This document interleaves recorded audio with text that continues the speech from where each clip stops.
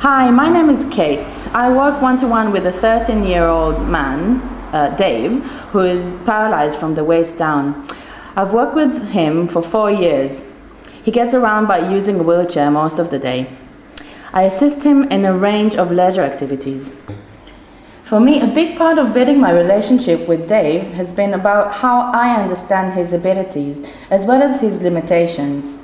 There's so much literature out there that just refers to wheelchair users or disabled people. It's so vague, so unspecific. Dave is not a category.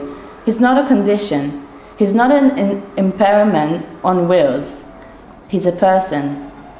His set of abilities and strengths is different from every other person he meets who is also in a wheelchair. When you look at it like that, I'm amazed sometimes they throw all these people together in one category, wheelchair users.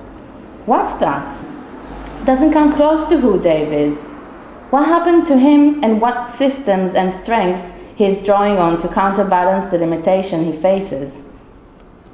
The wheelchair is, and he would agree, a part of his life now and a part of his identity, but only a part of it.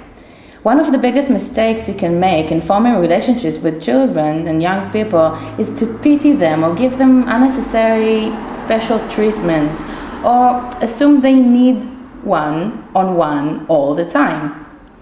Dave doesn't need help with painting, maths, English, reading, basketball. There's a ton of things he can do on his own.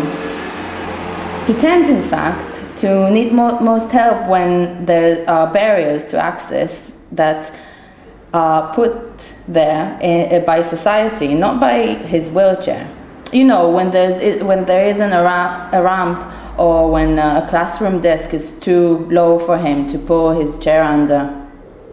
My relationship with Dave is strong because I chucked all the literature in the bin. Instead, I spoke to him a lot about what he wants, what he doesn't want, what he needs, what he doesn't. It's an ongoing process. As time goes on, his skills change, just like mine do. His practice in some things is stronger, just like mine is. His age changes, his priority and his interests, just like mine do. We keep talking. We keep making sure I'm providing what he needs, not what I think he needs.